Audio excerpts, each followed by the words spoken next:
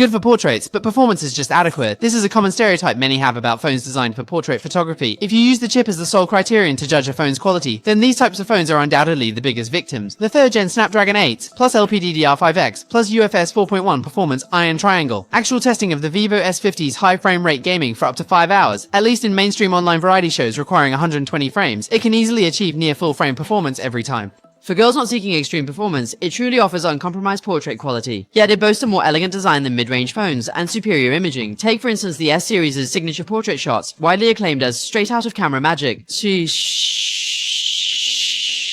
In 2025's popular Live features, it offers unique ways to play, like this high difficulty detailed zoom, Grammy-like highlight slow motion, and far to near live zooms. And can you believe these need no post-production, no learning curve? On the live effects page, just follow prompts, press the shutter to achieve them. Vivo also added 4 new film simulation styles, including a custom Fujifilm style. The reflective film simulates classic Kodak colors, but its blue and green tones don't mimic the blue-green twin effect from backlight. It's like a phone has unlocked the trendy film look previously exclusive to large sensor cameras. Vivo's film simulation is truly impressive, and with its mature portrait algorithm, you won't need any post-editing. Every shot straight from the camera is guaranteed to achieve that ultra-clear professional-grade look, just like an influencer's photos.